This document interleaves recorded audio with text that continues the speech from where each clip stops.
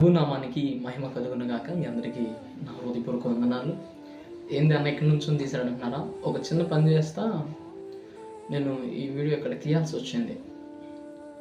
అయితే చాలామంది వాళ్ళ తలంపుల నిండా పాపం నింపబడి వేదన పడుతూ బయటపడాలయా అనే మార్గం కోసం పాపం వాళ్ళు ప్రయత్నించిన ప్రయత్నాలు కోకొల్లలుగా ఉన్నాయండి.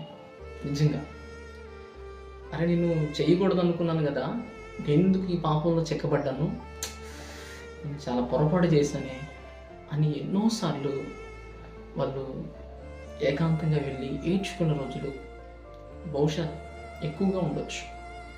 నిజంగా సహోదరులారా, మీకోసం ఈ వీడియో ఎలా దాన్ని జయించాలి, ఏ విధంగా పాపాన్ని జయించాలి, ఏ విధంగా పాపాన్ని నాలో నుండి నేను తొలగించుకోవాలి అని ఆలోచిస్తున్న వారు, వెతుకుతున్న వారి కోసం ఈ వీడియో అండి. నిజంగా ఇది కానీ మీరు చేయగలిగారంటే తప్పకుండా మీలో ఉన్న ఆ సాతాను యొక్క క్రియలు కానీ, ఆ తలంపులో నింపబడిన ఆ పాపపు కోపం అంతా దేవుడి కృపను బట్టి వేళ సహితం ప్రయత్నించగలిగిన చక్కని మాటను మీకు అందపరుస్తాను. నిజంగా నేను కూడా అది ప్రాక్టికల్గా చేశాను, చూపించబోతున్నాను. ఒకసారి మీరు కూడా చూడండి అది ఏ విధంగా మనలో నుంచి తొలగిపోతుందో. ఒకసారి అది చూపించిన తర్వాత నేను 2 మాటలే, చిన్న మాటలు చెప్తాను. ఒకసారి చూడండి. ఇదిగో కనిపిస్తుంది కదండి మీకు, 2 గ్లాసులు కనపడుతున్నాయి. అయితే ఈ గ్లాసులో వాటరు, ఈ గ్లాసులో వేరొక రంగు అండి, అంటే సిన్ అనుకోవచ్చు. ఇవన్నీ మన తలంపులు అనుకోవచ్చు. ఆ ఎల్లోలా కనబడుతున్న దాంట్లో అవన్నీ మన తలంపులతో నింపబడి, అంటే మన తల నిండా ఇవి నింపబడి. అయితే ఇవి ప్యూర్ వాటర్, మంచి వాటర్. ఒకసారి చూడండి, మనం ఈ వాటర్ని దానిలో పోసినప్పుడు, అంటే మన తలంపుల్లో మంచిని పోసినప్పుడు, మంచి మాటలు, మంచి కార్యాలు మనం తీసుకున్నప్పుడు ఏం జరిగిందో ఒకసారి మీకు వీడియోని చూపిస్తాను. చూడండి, వస్తున్నాను.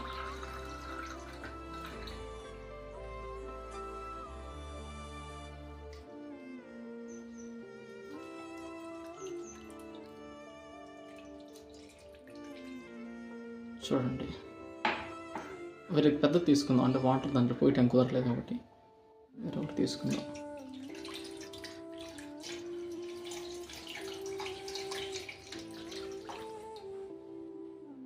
వస్తున్నా చూడండి.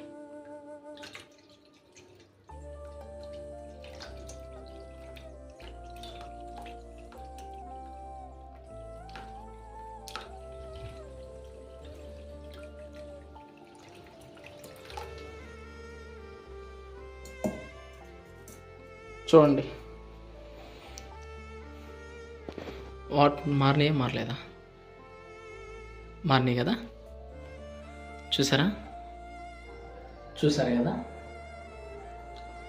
ఒక గ్లాస్లోనేమో సిన్, అంటే వేరొక రంగు అని చెప్పాను అక్కడ. అయితే అది సిన్. ఇంకో గ్లాస్లో వాటర్ ఉంది.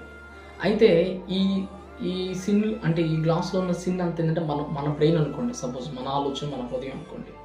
అయితే మన హృదయం నిండా, మన ఆలోచన నిండా చెడ్డ తలంపులతో నింపబడి ఉంది.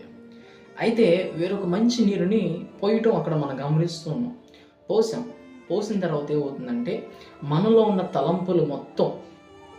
తలంపులన్నీ మెల్లమెల్లగా మన మంచిని తీసుకోవటం తర్వాత ఏం జరుగుతుందంటే మనలో ఉన్న పాపం మొత్తం బయటికి పొర్లిపోతుంది. చూడండి, అక్కడ చూడండి, నీరు నింపుతున్నప్పుడు పొర్లిపోతూ ఉంది. ఆ విధంగా మనలో ఉన్న తలంపులు మొత్తం చెడ్డవన్నీ పోతాయి.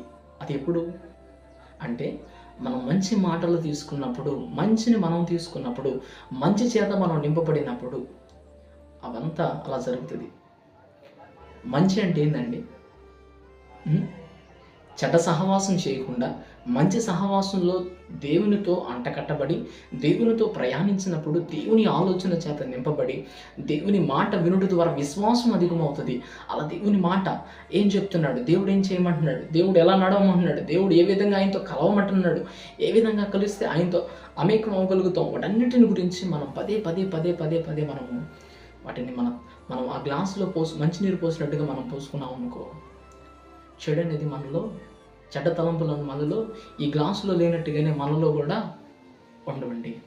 కాబట్టి నేను చెప్తున్నాను, ఆ తలంపులతో నేను నింపబడి నేను ఎలా బయటకు పడాలి, నేను ఎలా బయటకు రాలేకపోతున్నాను, నాకు మార్గం ఏదే, నాకు విడుదల మార్గం ఏదని తహతహలాడిపోతూ పదే పదే ఆ పాపాన్ని జ్ఞాపకం చేసుకోవద్దని నేను మనస్ఫూర్తిగా మిమ్మల్ని కోరుకుంటున్నాను. అయితే దానికి బదులుగా ఈ పాపంలో పడిపోతున్నావా, ఆ పాపాన్ని ఫైండ్ ఆఫ్ చేసుకొని, అంటే దాన్ని గుర్తుపట్టి ఆ పాపానికి బదులుగా మనలో నుంచి మంచి పదార్థాన్ని మనం ఉంచుకున్నాం, మంచి నీటిని పోసుకున్నాం అనుకో, మనలో నుండి ఆ పాపం అనేది ఈ గ్లాసులో పోతున్నట్టుగా మనలో కూడా తప్పకుండా జరిగింది. ఈ చిన్న చిట్కా తెలియకుండా పదే పదే దాన్ని జ్ఞాపకం చేసుకుని ఎక్కువగా దేన్నైతే మనం స్మరిస్తామో దాన్ని తప్పకుండా ఆ పాపంలో పడిపోతూ ఉంటాం. అది ఆ పాపం కాకుండా దేవుని నామాన్ని, యేసయ్య కార్యాలని, యేసయ్య ప్రార్థనలు, యేసయ్య మాటల్ని మనం చేర్చుకున్నాం అనుకో, వాటితోనే నింపబడతాం. వాటి ద్వారానే మనం నడిపించబడతాం. ఏదన్నది మన చేతిలో ఉంది. కాబట్టి నేను చెప్తున్నాను, పాపాన్ని విడిచిపెట్టి, పాపపు ఆలోచనలు, పాపపు తలంపులు నీలోంచి పోవాలంటే మంచిని చేర్చు. తప్పకుండా నీకు విడుదల వస్తుంది. నువ్వు తప్పకుండా చెప్తావు సహోదరుడా, నువ్వు చక్కగా నిలబడి దేవుని కార్యాలు చేయగలిగితే దానికన్నా గొప్ప కార్యం ఏముంది? దేవుడు తప్పకుండా ప్రతి ఒక్కరిని వాడుకుంటాడు. మీ ద్వారా భవిష్యత్తులో పొందుందంటే ముందుగా నేను వైన్యం చేయాలని చెప్పేసి సాతాను ఏర్పరిచి ఉచ్చది. కాబట్టి ఆ ఉచ్చు విషయంలో కొద్దిగా వివేచన కలిగి నువ్వు వ్యవహరించావంటే దేవుడు అద్భుతంగా నేను వాడుకుంటాడు. ఈ కొద్ది మాటలు దేవుడు తన విడుకులో దీవించినగా.